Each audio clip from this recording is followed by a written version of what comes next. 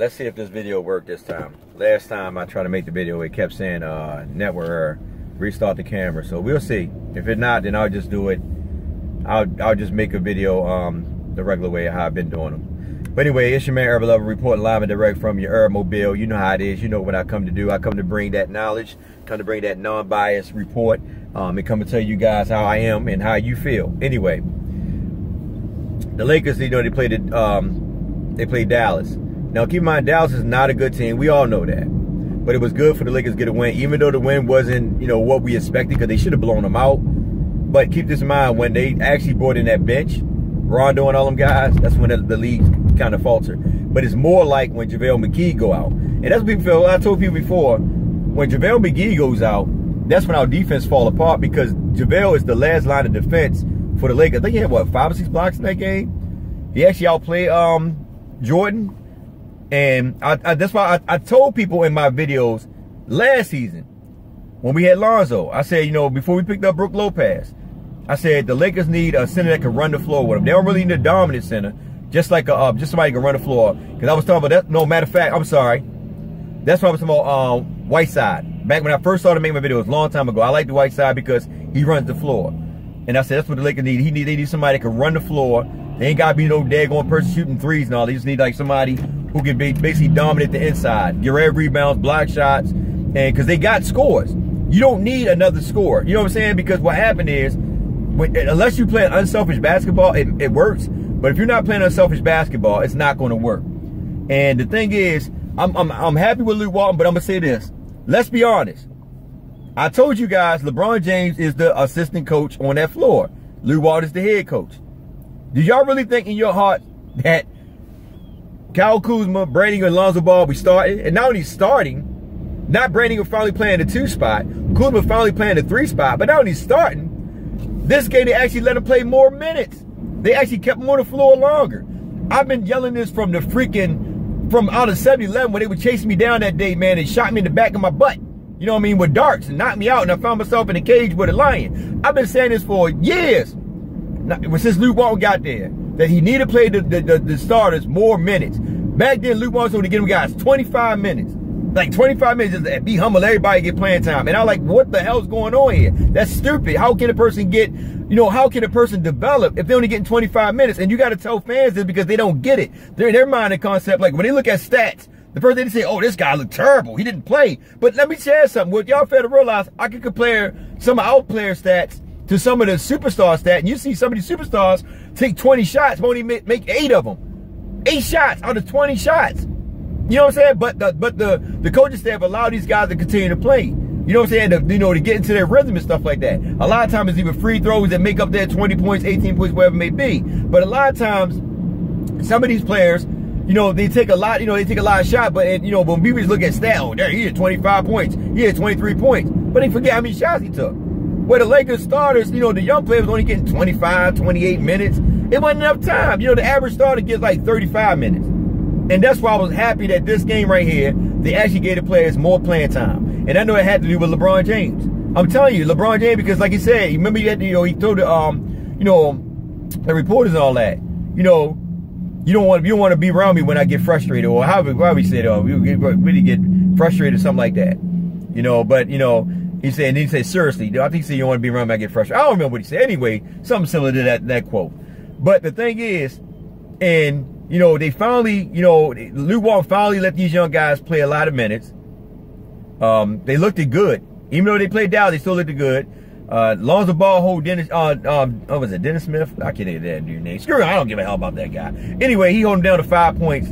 Ain't really do too much. And that's what I'm saying. So they looked good on the switch. They looked good on defense until they actually, what happened is that when they got by 11, they just got comfortable, man. They got by 11 points, they got comfortable, and they allowed Dallas to come back into the game.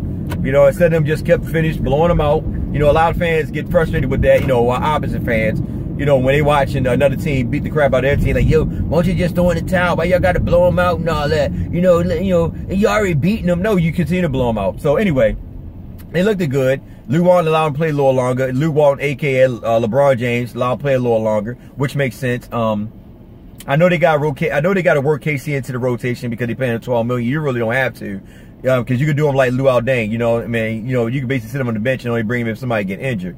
I mean, I'm just being honest with you. He just trying to play himself out of the rotation. That's how I look at it. Because in reality, the only rotation I would bring it in off that bench, to me personally, is Lance Stevenson, Rajon Rondo. Because Rajon Rondo's still playing pretty good. Still playing at a high level. Lance Stevenson, Rajon Rondo, and Josh Hart. Just those 3 guys in. And I would rotate Kuzma, LeBron James, and JaVale McGee in that front court. You know, like, you know, because LeBron can play 30-something minutes. So in retrospect to that, depending on the matchups, remember they play Kuzma at the 5 anyway, and I'll run Kuzma at the 5 sometimes depending on the matchup as well. Not all the time, because I'm not gonna put him on somebody like a freaking Jordan, Jordan or freaking Dwight Howard. You know, it'd be stupid, you know, for me to put him on somebody like that. That's dumb. But in retrospect to that, that's what I would do. That my rotation would be real small. Only rotate those 3 guys in. Once in a while, I'll probably bring in Wagner to see what he can do. Williams, it all depends. But I wouldn't go deep. I wouldn't go no more than 3 or 4 guys deep off that bench. That's how I look at it. I wouldn't, nowhere in the world would I sit there and go further than that. But they looked good, man. And they played Portland, I think, Saturday. So we got to see, man. You know, we get to see what we got. And I'm hoping that Walton and LeBron James actually run that starting 5 like they did these past 2 games. And also let them get more minutes, because these guys got to have more minutes in order for them to gel, man, to get into some type of rhythm. You can't only play 24 minutes and think that you will get in some type of rhythm. And also going to Lonzo Ball, when he said that he wasn't engaged, I understand, though. Lonzo Ball is one of the quiet type dudes, man. His father do all the talking for him, which you already know. Lonzo Ball, you can see that, like I told people, you can see that his character, he wasn't engaged in the game. You can see it. And I think it had a lot to do with his minutes being cut. I mean, I understand you frustrated. You know, and then everybody talking about, you know, well, you know, Rajon Rondo, Rajon this and that. Like me, I said Rajon Rondo should start only because LeBron James don't, you know, as you can see, it's still to this day, LeBron James don't allow Lonzo to bring the ball down. And I'm telling y'all, when Lonzo Ball has that ball 70 to 80% of the time, that's when the Lakers look good. Like, I don't mind LeBron James having the ball. I don't have a problem with that.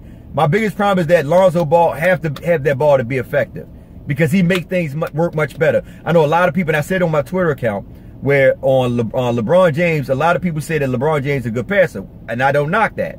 But Lonzo Ball has a better IQ when it comes to passing, when the big on him and LeBron James. LeBron James had, what, 6 turnovers that one game? When the previous game, I think 6 turnovers. Lonzo Ball had like 1. And I know 2 of them wasn't LeBron James' fault, because the player wasn't looking before him where it was his fault. Because LeBron James, what he do is he just basically sit around the perimeter. And people either run to the side or they're cut, and then LeBron James passes out that way. Where Lonzo Ball, he's constantly moving with the ball. And as he's moving, he's drawing the defense and making the shots much easier for, you know, players and stuff like that. So that's why I try to tell people it's a little different. Like when Lonzo Ball had the ball, he's creating a better opportunity for players because he's moving with the ball. Well, LeBron James will sit at the key and he'll make plays like that. Or, you know, and when they going like, when they run up tempo and they going from, you know, coast to coast from one, you know, grabbing the ball off the rebound and then running, 70% of the time, if LeBron James had the ball, he's going to the basket. He's not going to pass the majority of the time. Where Lonzo Ball, when he got the ball, when he's bringing the ball down, he's already looking in passing mode. Matter of fact, when he get the ball and he see Kuzma running, he's throwing the football pass to him. You know what I mean? Because he's trying to make that easy layup or get that easy play, which makes sense. And that's why I told people, when Lonzo Ball had the ball, players like Kuzma, his game become much more fluent, because Lonzo Ball is setting him up in position to in his spots to get easier shots off, you know, layups, whatever it may be. And that goes for anybody. And Brandon Ingram, when he's knocking down the threes, I'm happy, Brandon Ingram. And that's sometimes, that's what I'm trying to tell you fans, sometimes the Lakers team need that controversy on Twitter and all that. Remember, they're human too, so they're watching Twitter. They're looking at certain things that we say on Twitter and all that about, you know, oh, this player ain't playing good or this and that. They need that. And the reason why they need that, because it makes them a better person. When people are saying that, oh, Kuzma should start, Brandon should come off the bench, what did Brandon do when he first came back? Brandon lit it up. But he got in foul trouble. But he still lit it up. He was killing. And he looked good. When LeBron James sat down, Brandon was killing. So that's why I tell people, at the end of the day, it's not about the Lakers adjusting to LeBron James. It's about LeBron James adjusting to Lew Walton and the way the Lakers young players style of play. When we're running, we look much more poised. You know, you really can't run with us. We can put points on the board all day, every day. The biggest thing has always been defense. And like I said before, You know, defense, you know, defense only go as strong as your leader. So if your leader not playing defense, your players are not going to play defense. Even though the young guys still playing pretty much okay defense. But once LeBron James dig down and start playing defense, the Lakers going to be hard to beat, man. And I still stick by that. I'll stick by that each and every day because in reality, every game we played, we were in it. We were in those games. It's just that, like I said, we put LeBron James in position to score. And that's why when LeBron said about him being frustrated, you shouldn't be around being frustrated. The only person LeBron James should be frustrated with, to be honest with, is himself. Because the Lakers put him in position every game to take over those games. And as you can see, we lost, what, 5 of them. 5 of them. And out of 4 of them games, he was in position to score. 3 of the games, LeBron James lost. So let's be honest, let's be real. Yeah, you know, every team has, they go through those runs. Every team will have a run. It's going to happen. You know, it's about how you be able to get out of those runs. You know, how you going to stop those runs. You know, to keep that team from coming back and beating you. But, like I said, even down to this game, think about it. We had, once again, even though the team allowed Dallas to come back, who had the ball at the last minute? LeBron James.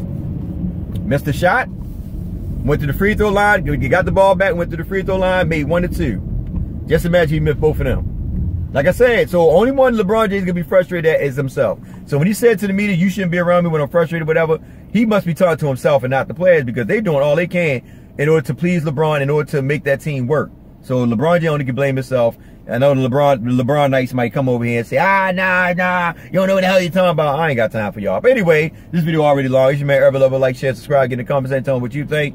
Like I said, if the Lakers stick to that squad and actually run, you know, get them more minutes, I'm telling you, man.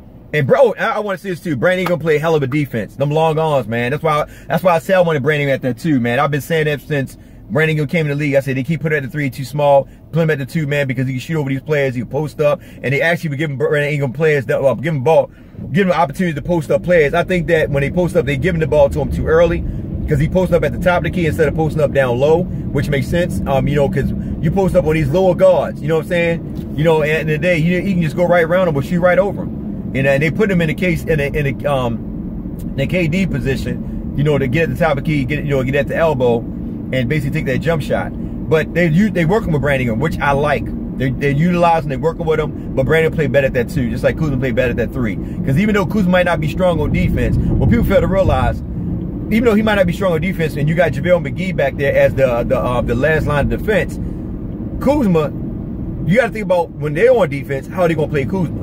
Kuzma got that quick first step. The only thing is that he just got to make sure that ball get in the basket. But he got that quick first step, and I want him to continue on with that quick first step. You know, don't get a defense opportunity time to sit there and think how they going to play you. When you see opportunity, you take it. And that's what Kuzma does. That's why he's so great. You know, everybody got a different talent of what they bring to that team. And that's what I like about this team, man. You don't have to shoot 53s to win a game. You can beat them guys inside and use a mental way of thinking in order to crush your opponent. Anyway, look like this. When David fought getting to Goliath, right? They looked at David like a little turd, like he was a little dude, and Goliath this giant. And everybody else's mind said, oh, David's gonna get crushed. But David used his mental, and he beat Goliath. And that's the same way the Lakers could do. Use their mental to beat all these big dominant teams. Golden State Warriors can be beat. And I got a video I put out like 2 months ago. I gotta drop that video. I keep saying it, but I gotta drop it. Anyway, y'all take care, man. I'm out of here, man. I gotta go get some rides, go pick up some clients, and go smoke some crack. No, I'm just joking. Y'all take care. Let me stop saying it for people really think I'm smoking crack. Y'all take care. Have a blessed one.